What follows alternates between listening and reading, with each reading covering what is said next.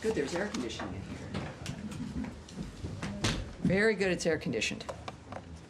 Beautiful June day. Hi, everybody. Hi. Fox, those folks at Fox.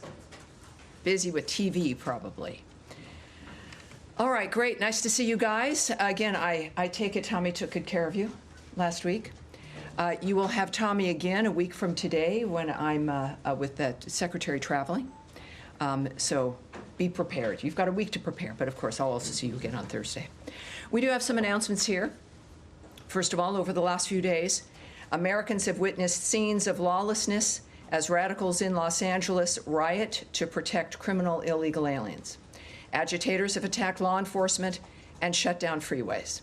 We remain undeterred in our commitment to enforce our laws and secure the border. During recent days, the administration has taken illegal alien gang members, child predators, rapists, and burglars off the streets. Thanks to the historic action across all of government under President Trump, the border is more secure than it ever has been, with illegal border crossings at a historic low. The border crisis that unfolded under the previous administration, however, did untold damage. The Big Beautiful Bill, as an example, before Congress will build on President Trump's progress, ensuring we have the resources to enforce our laws and secure our border. To that end, the United States is committed to disrupting the illicit manufacture and trafficking of fentanyl, a leading cause of death of people aged 18 to 49 in the United States. Yesterday, the United States announced that it is sanctioning La Chapitos, a powerful faction of the Mexico-based Sinaloa cartel, along with its 2 fugitive leaders. The United States is also designating a regional network of Los Chapitos associates and businesses based in Mazatlan, Mexico. This network engages in drug trafficking, extortion, kidnapping, and money laundering. Under Secretary Marco Rubio, the State Department will continue to protect our nation by keeping illicit drugs off our streets and disrupting the revenue streams funding Mexico-based cartels' violent and criminal activity. In addition, Deputy Secretary of State Christopher Landau will travel to Mexico, El Salvador, and Guatemala from June 10th to the 13th. As detailed in the trip announcement, quote, in each country, Deputy Secretary Landau will participate in a high-level bilateral engagements to further strengthen diplomatic ties and cooperation. He will engage in discussions to drive the private sector led economic growth, boost U.S. commercial investments in our region, and highlight the importance of ending illegal immigration.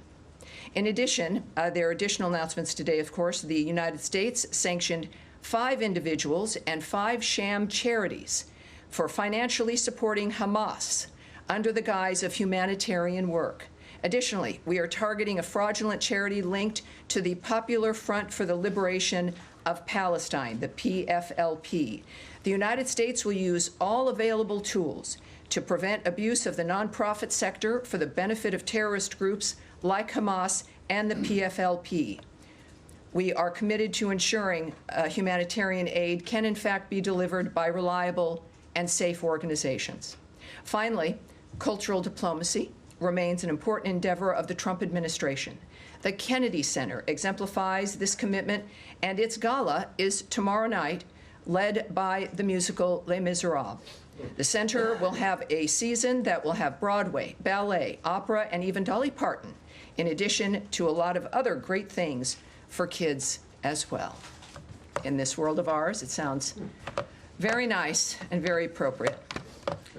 And now to your question. Sounds like Matt Lee is amused. I hope you might be. Well, some coughing. I know you weren't laughing. And you might. It would be good to become perhaps a season ticket holder to the Kennedy Center. I'm just saying. But go ahead.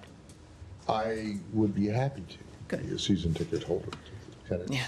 And I would love to see Les Mis because I never saw it. There you go. But anyway, listen, just on your own copper, and then I want to go shoot really quickly to the Middle East, just on the top. The State Department doesn't have any role in what's going on in L.A. in terms of quelling the violence. Is that correct? Well, as I would view it, and I think that we all know that many of the aspects regarding illegal immigration, certainly on the issue of visas, The controlling of the border, the designating of foreign terrorist organizations is one part of a whole of government effort to keep the country safe, to keep Americans safe. Don't push me off here. I'm answering your question. And so when we see the dynamic of what's happening in Los Angeles, it is, I think, quite appropriate for Americans to see this, and it is. The nature of what we are working to do together through the Trump administration to secure this country and to secure our streets. And that means, yes, removing criminal illegal aliens and getting them back to their home countries, and certainly at least getting them off American streets so that Americans can feel safer in their own homes and in their own communities. And so in the midst of that, when we talk about it, of course, it's the State Department, it's the DOJ, it's ICE, it's the Department of Homeland Security, it is the White House.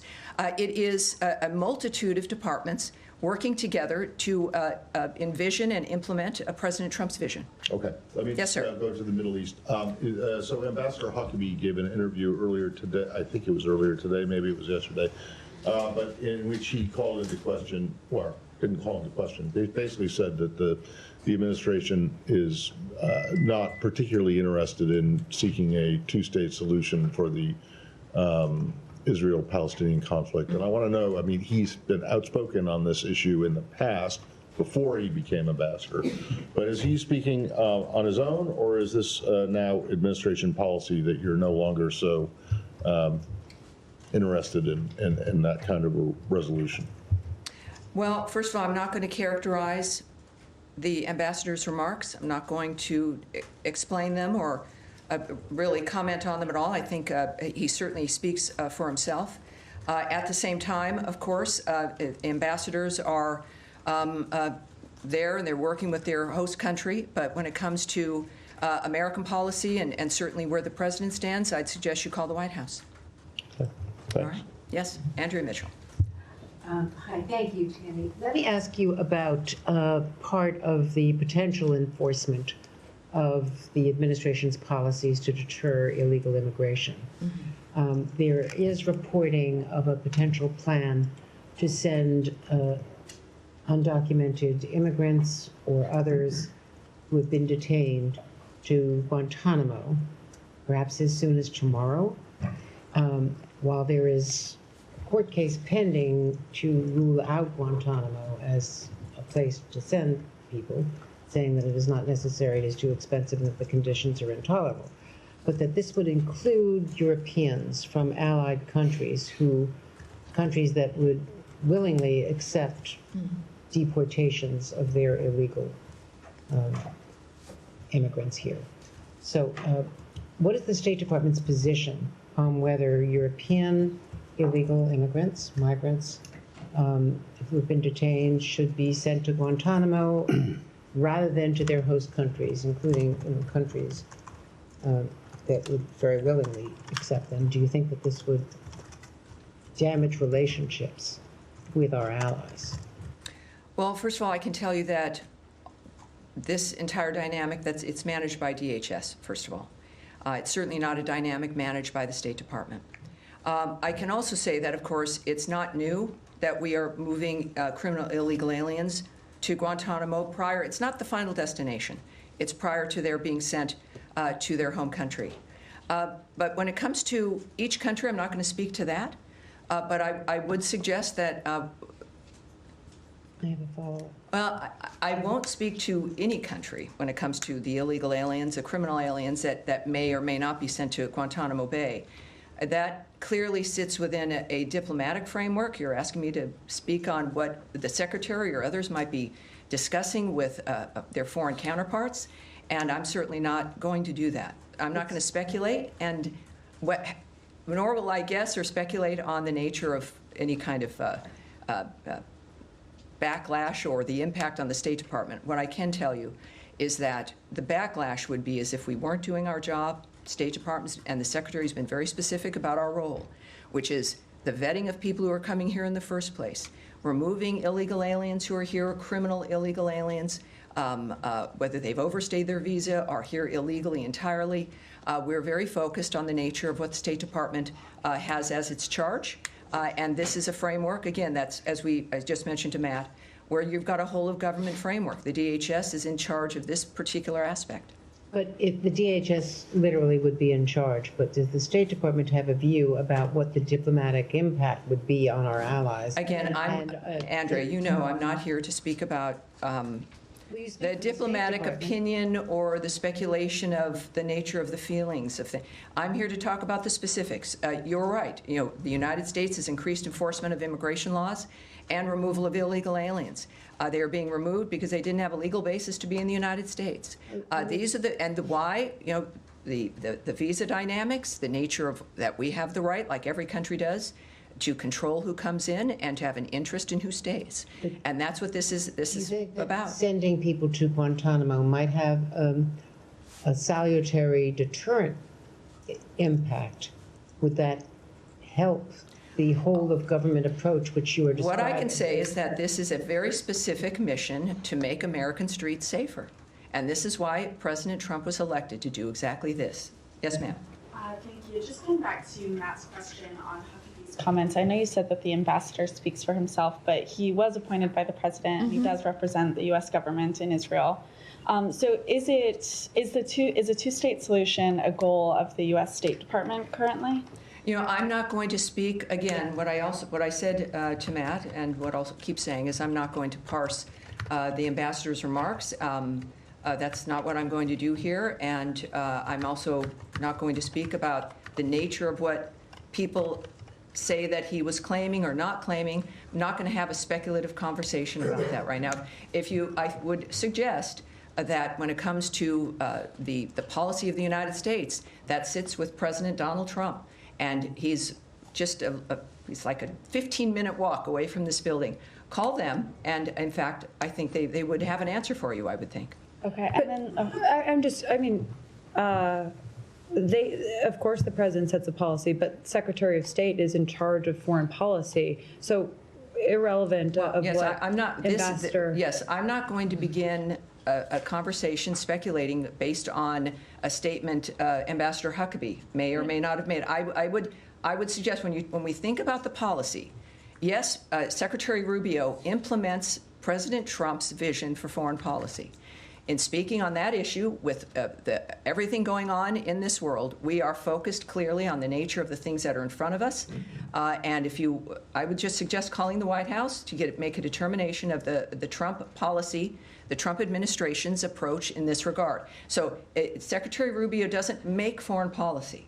It's his vision and implementation of President Trump's point of view and President Trump's vision. And so that's what Secretary Rubio does, and obviously does it very well. Yes, sir. What's the vision that he's implementing here, Tammy? I'm not going to begin to speculate or go into this. I'm just not going to go here. Ladies, if you want to speak about the National Security Advisor, also call the White House. Yes, sir. Just to follow up on that issue. Sure. And this will go ahead. Sure, but what we have heard from the president is he wants the United States to take over Gaza. Which is obviously one of the occupied Palestinian territories and would be part of a future two-state solution. So is that, I mean, you haven't mentioned that, but should we assume that is part of the policy, and therefore that opens the question of what about the West Bank and East Jerusalem? And is that, I mean, Ambassador Huckabee seems to be suggesting there wouldn't be a future Palestinian state in those remaining areas. So we kind of know half of the answer to the question, in that you've said it's President Trump's view and decision, and he's stated that, although you haven't restated it here about Gaza. So it's just if we could clarify what. Well, there's a focus on Gaza, and for a very good reason, and that's what we're focused on: is the ceasefire, is stopping the carnage, dealing with what's going on in Gaza. After, of course, the horrific events of October 7th, the nature of what's happening with Iran and its death squads of Hamas and Hezbollah and the Houthis, it's a full plate. And what one does is you start at the beginning and you move forward. We are still working on dealing with either certainly ceasefire and peace for Gaza, and then, of course, the aftermath of that and rebuilding and dealing with what that means. At some point in time, that will hopefully be the major conversation here, right, is in the aftermath and the rebuilding and how that's happening. And I would expect that to be a conversation that we'll all be engaging in. But is it still the policy that the U.S. should take control of that territory You know, during that I process? 'Cause can't, that's what the I don't, president himself you look, said. what I've heard President Trump say, and what I know the Secretary has always said, is that Hamas can't exist, that we've got to get a ceasefire, that we've got to have new ideas for making sure this doesn't happen again and again and again. I know that the President has called for new ideas to help make that happen. I know that he has had some new ideas and how to do that. We know the region has chimed in with what it believes it can do when it comes to aid and even rebuilding. But the fact of the matter is right now, Hamas won't even let the hostages go. Hamas still won't put its weapons down. Hamas is still playing games as people still die as we do work to get food and aid into that region. So we're still at that kind of dynamic, and we will get to the other part, I hope, as soon as we can. Nadia. Thank you, Tammy. Just on the Middle East again, the Israeli Prime Minister said today there is significant progress in releasing the hostages and the ceasefire. Does the State Department share his view? And also I want to ask you about the 20 people who have been killed today around distribution center. Last briefing, I believe you said that the Israelis are investigating that.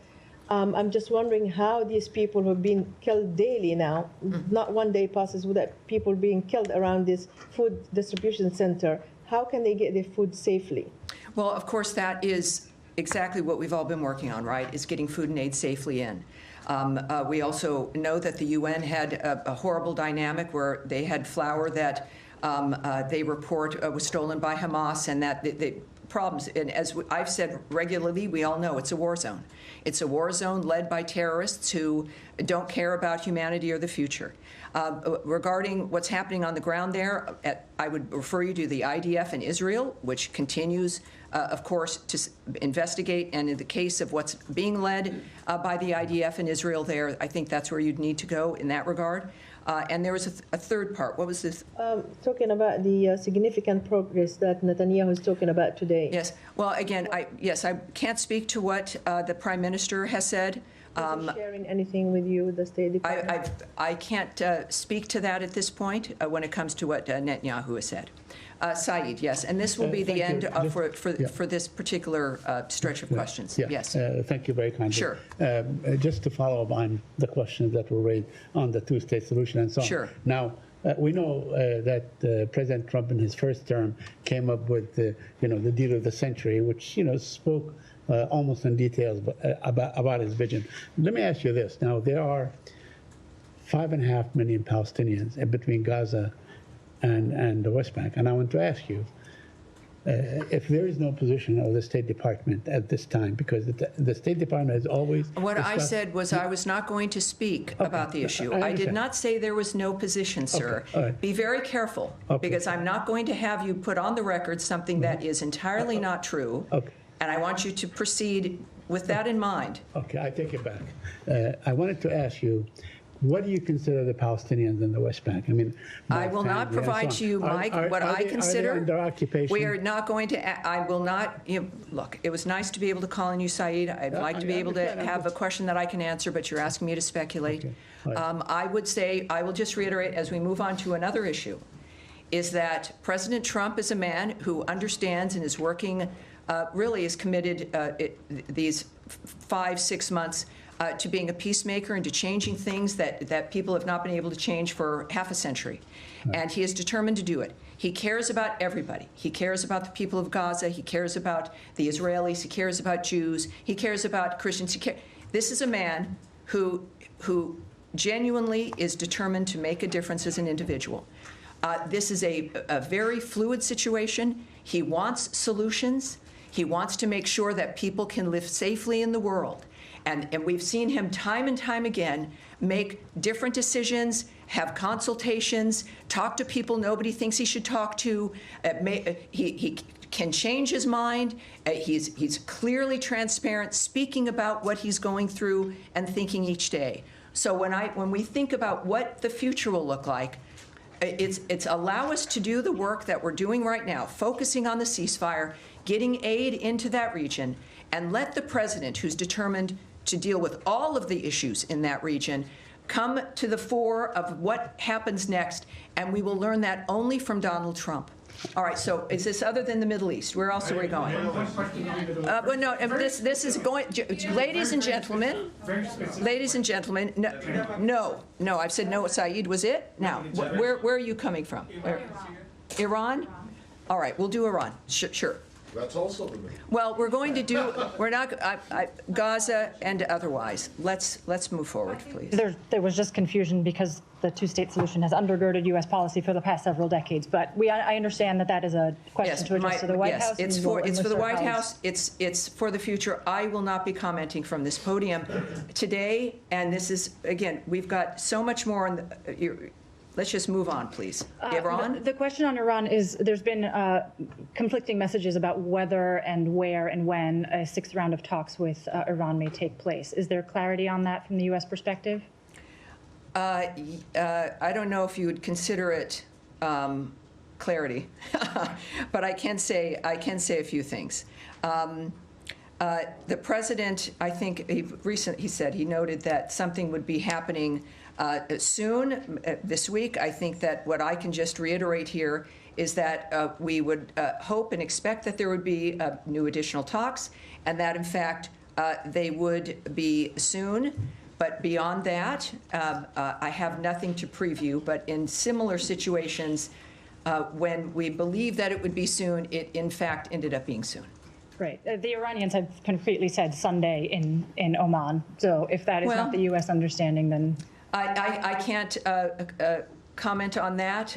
Again, the president mentioned a different day. I think that there are individuals involved, obviously, who are working on this, and there will be a final determination, and we will hear about it when that determination is made. Okay. In that context, just very quickly. One more follow-up, and then we'll go on. Thank you. Well, just because the president also had mentioned that this week would be the sort of 2-month deadline for reaching a deal with Iran or not. When is it determined that those talks are a failure and you don't progress to future rounds? The president makes that determination, and the people involved. As I've mentioned before, if you think that if you think about the deadlines, or even as the secretary has said on another situation, that it would be a matter of weeks. The funny thing about negotiations and discussions is that things happen, and that there are conversations, and progress is sometimes made. Not tremendous progress, but enough to keep going.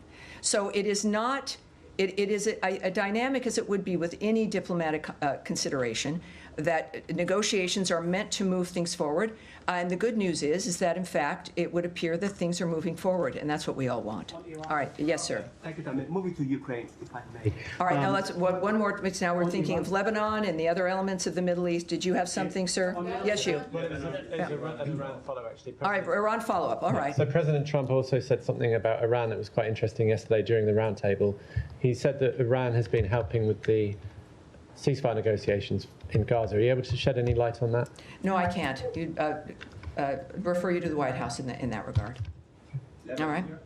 Lebanon, yes, sir, right there. Thanks so much. Yes. Ukraine has been under massive drone attacks, particularly Kiev last night. Given that, Ukrainian president said publicly that they have been asking for permission from the U.S. To purchase air defense systems that they can mitigate Russian attacks. Why wouldn't the U.S. let them purchase air defenses, much needed air defense systems? Well,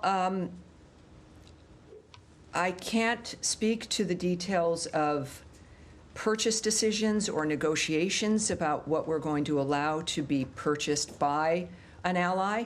That is the Department of Defense, effectively.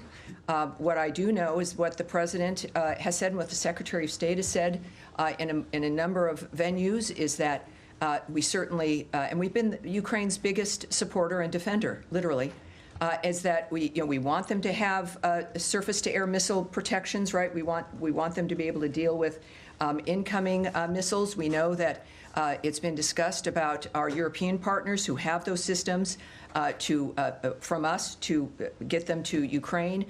There's a number of different negotiations and aspects involved in this kind of dynamic that does not involve the State Department. It's about munitions and purchasing and all of that. What I do know is that we are doing and continue to wish to do as much as we can. That is not disputed. And I understand the Ukrainians, who are great friends of this country and have done, there's no disputing the bravery and the commitment of the Ukrainian people. If that was ever in doubt or questionable, this war and how they've defended their nation has dispelled any of that. I had the pleasure of being in a bilat with a Ukrainian delegation recently here, and they are astounding people, and they're remarkable, and they are committed to getting their country safe and this war to end. And so are we. The United States has proven that. The details of which are many, and I can't speak to that, and I certainly would dispute that we are not letting Ukraine do something. The opposite has always been the case. Our goal is to make sure that this war comes to an end, and we've continued to focus on that. And on that line, I would appreciate if you help us clarify, reports that the United States has redirected some of the promised defensive weapons from Ukraine. Well, supposed to go to Ukraine, but they redirected to the Middle East. Is that accurate? I can't speak to that. That is not something that, whether it is or is not happening, it's a decision that is clearly one based in national security if it's happening, and certainly a diplomatic framework that, if a decision has been made, is not something I'm going to remark on here at the podium. All right. That's going to be it. We're moving along here. I want to get as many people as I can in today. Yes, sir. Last week, Pakistan's all-parliamentary delegation led by Bilawal Bhutto Zardari was here. Did he had any meeting the State Department, and also has U.S. received any commitment or assurance from Pakistan that they will stop taking, they will take action against terrorists working from this? Well, I can tell you that State Department officials, including Undersecretary for Political Affairs Alison Hooker, met with the Pakistani parliamentary delegation during a visit they had to Washington last week. She reiterated U.S. support for the ongoing ceasefire, as you might imagine, thank God, between India and Pakistan. They also discussed important issues to the bilateral relationship, including counterterrorism cooperation. So that meeting occurred. We also know that Deputy Secretary Landau met with the Indian parliamentary delegation last week, and he also reaffirmed the United States' strong support of India in the fight against terrorism and strategic partnership between those two countries. Did you receive any assurance from Pakistan that they will take action against terrorists? I am not going to discuss the details of those conversations. All right. Yes, ma'am. Thank you, Tammy. Do you have any updates on the temporary pause on scheduling new interviews for student visa applications? Is that still in effect? I can tell you, of course, and that's a good question because there's so many other conversations about visa restrictions. I do believe that we are in the process, and I don't know if, Tommy, we might have to take this back, I know last week that we were in the process of indicating that it would be very soon and that people should start looking for those spaces to open up regarding appointments. Nothing has changed in our encouragement still of people to apply for those student visas. This was a matter of making sure that the process that we were expecting of consulates and embassies was proper when it came to what we expected them to be able to vet for. And that process, we were told, would be rapid. And I think at this point, what I can reassert here is that people should watch for those spaces to be open, should continue to apply. This is not going to be a lengthy or an ongoing dynamic. It was meant for a specific, almost an administrative adjustment. And I would hope perhaps we can go back and get more on this. But I think that that's where it stands. And perhaps on Thursday I can get even something more specific for you on the record. And another reminder to the people watching at home. When I say we're going to take something back, it means that we're going to get an answer to that question for the reporter and get it right back to them as well. And so that'll also help us for the next briefing also. Afghanistan, yes, ma'am. Afghanistan. Afghanistan. Thank you, ma'am. Thank you.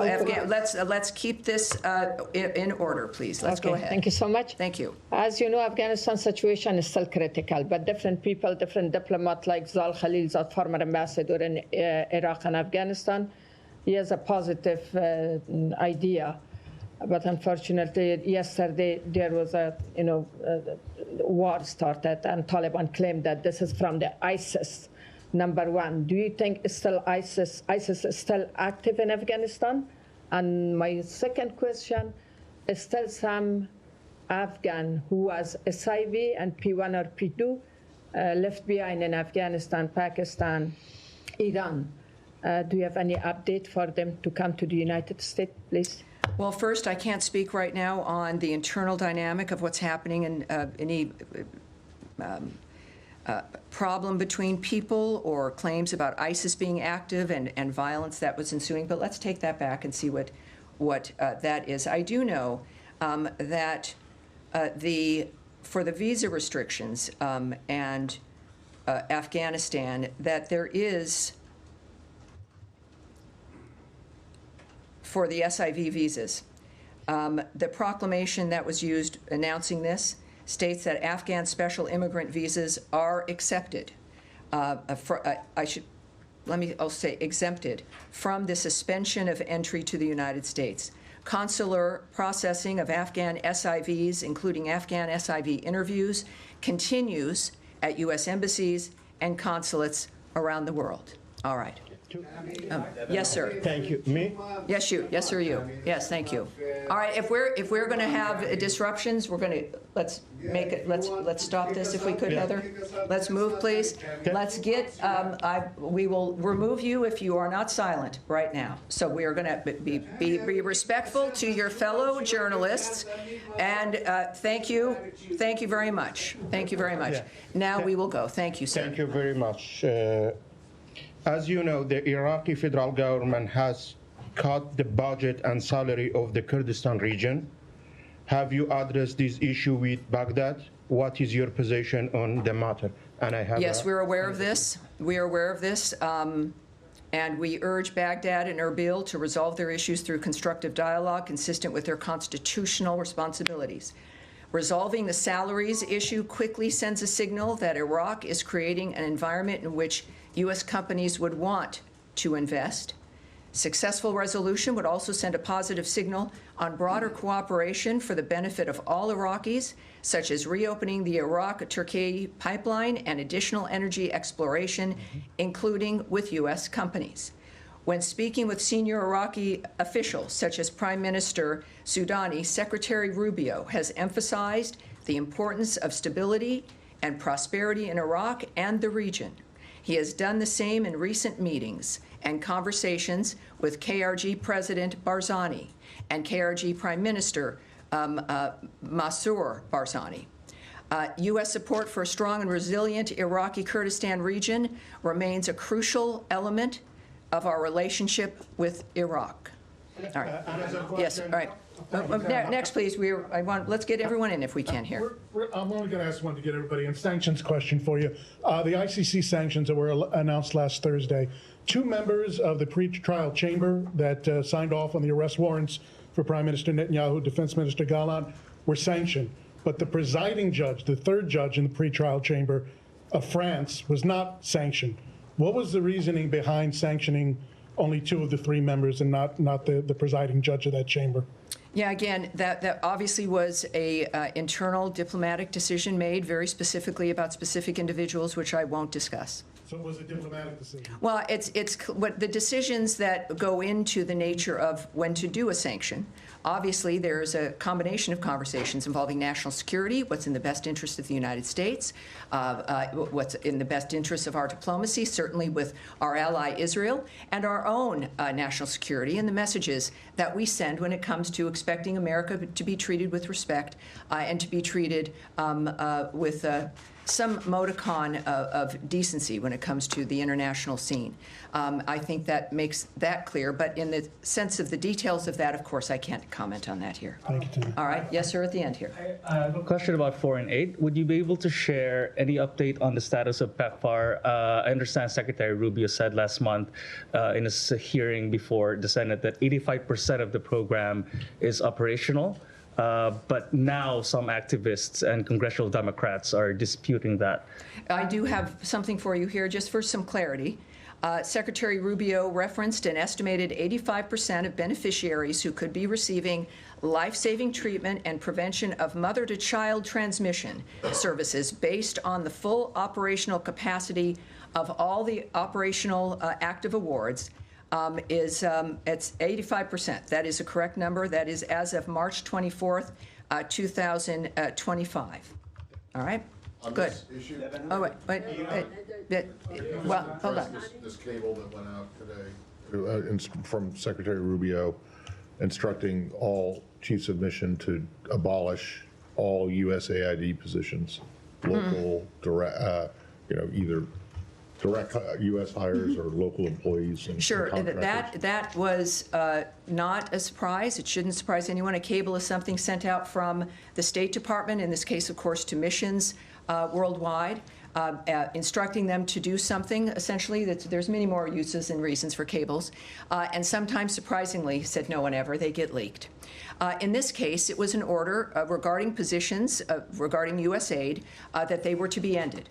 And that was something that was previewed in February when we relayed the roadmap, if you will, of the reorganization, the renovation, if you will, of USAID, making sure that our aid efforts around the world met with what was important to the United States, to the America First agenda. So this was a cable telling our posts exactly what they were expecting to be told, which is that those positions were gone and were being eliminated. So it wasn't a surprise. It's nothing new. And it is exactly what we previewed in February and March of this year. All right. But we've talked to you. Yes. All right. Now in the back, young man right there. Yes. Young man without the tie. That would be you. Yes. Just while we have questions on Israel, earlier today, 5 countries. Can you tell me, by the way, what is your outlet? Just a curiosity. And your name? Ryan Morgan with the Epoch Times. All right. Hi, Ryan. Welcome aboard. Thank you for having me. So I was just wondering if you have a quick comment about the 5 countries that sanctioned Israeli ministers Itamar Ben-Gvir and Bezalel Smotrich today. Yes, I do. I have something for you on that. And let me get that for you. There's just so much going on today. First of all, we find that extremely unhelpful. It will do nothing to get us closer to a ceasefire in Gaza. This, again, is about Allied sanctions against Israeli ministers. They should focus on, this being UK, Canada, Norway, and New Zealand, should focus on the real culprit, which is Hamas. Hamas put the people of Gaza in this situation by launching the horrific attacks of October 7th, which killed 6 British citizens and 46 Americans, and continue to hold hostages, of course, including the bodies of 4 Americans. We remain concerned about any step that would further isolate Israel from the international community. If our allies want to help, they should focus on supporting Special Envoy Witkoff's negotiations and backing the Gaza Humanitarian Foundation when it comes to food and aid. All right. Thank you. Yes, sir, in the back? Yes, sir. Thank you, Tammy. My question is about Ukraine negotiations. Russians and Ukrainians came together in Istanbul last week and they announced a memorandum, and result of that, there was exchange of prisoners. What is your elaboration on that phase of the deal, and how do you follow these negotiations?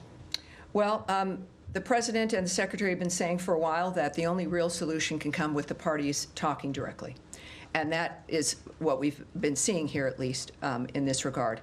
We, of course, remain in close contact with both parties at the highest levels.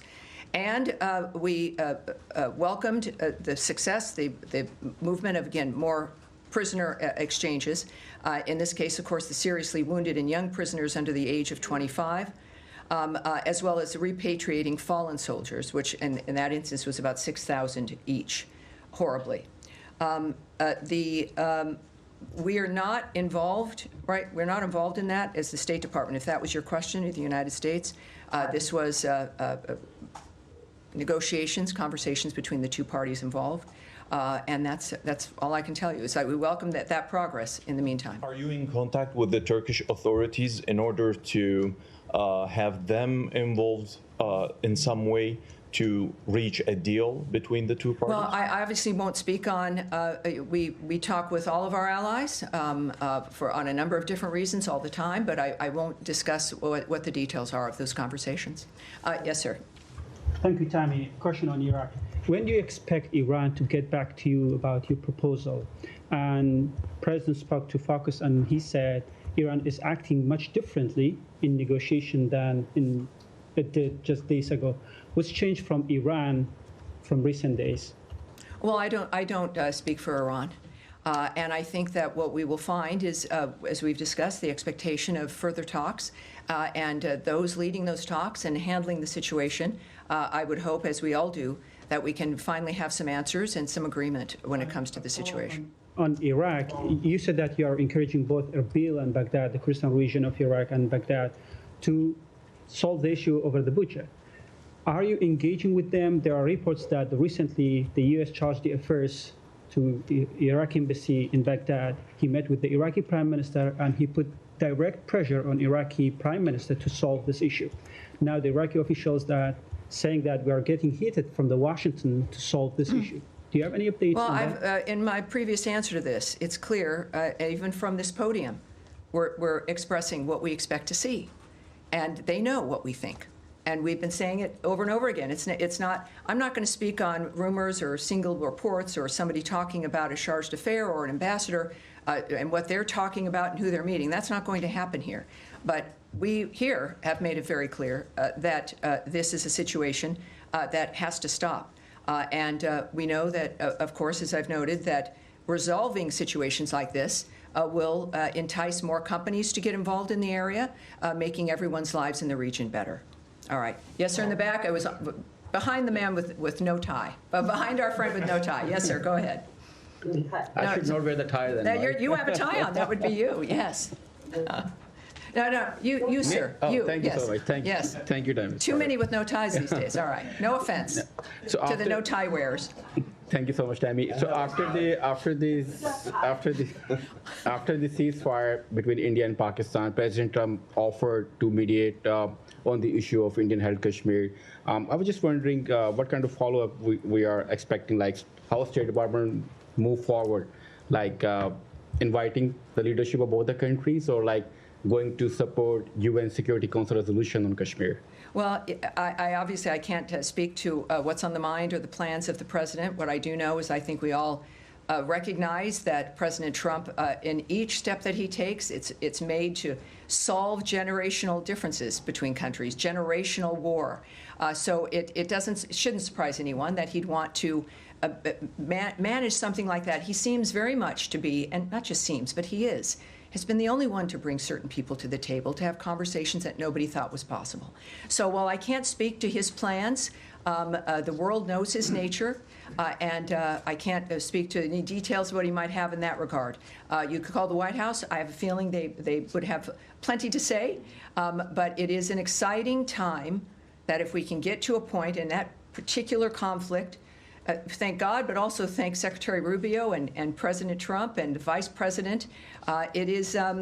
It's a very interesting time, and so it's every day we bring something new, and I hope perhaps something like that can also get resolved before the president. Yeah, keeping Americans safe is a top priority of this administration. An American citizen, Gopal Panu, has wrote a letter to Secretary Blinken demanding to put sanctions on Indian agents involved in his assassination attempt. Did you get that letter? What is your opinion? Well, if that's something I can't speak on, but let's take that back and we'll go on from there. All right, now I've already spoken to some of you with your hands up. Yes, sir. And the blue top, no, behind you, no, in the glasses, sir. Thank you. Yes. As you know very well, new South Korean President Lee Jae-myung is pursuing pragmatic foreign policy, which regards the alliance with the United States as the very foundation of his foreign policy. But pragmatic policy also signals an openness to stably manage relations with China. So do you have any comment on the new South Korean government's foreign policy stance? Well, I don't. What I can tell you is that there was a call between the president and President Jae-myung Lee. We can confirm that that phone call, in fact, took place, and we refer you to the White House for those details. We congratulate the president on his election as the president of the Republic of Korea, and we're confident under his leadership that our alliance will continue to thrive. Again, for more, perhaps further comment, if you'd like to know what President Trump's view of that, I'd suggest you call the White House. All right, now in the back is going to be our last question here to you, sir. Thank you. And a nice white crisp shirt and a tie and glasses, and it's our sartorial remarks here today, apparently. Thank you, Tammy, for giving me the opportunity to ask Yes, sir. question. Your outlet again, sir? I work for France 24 and Asharq al-Awsat newspaper. Very good. Welcome aboard. My question is about Lebanon. There were reports yesterday that the U.S. is engaging Israel in some discussions about the fate of UNIFIL.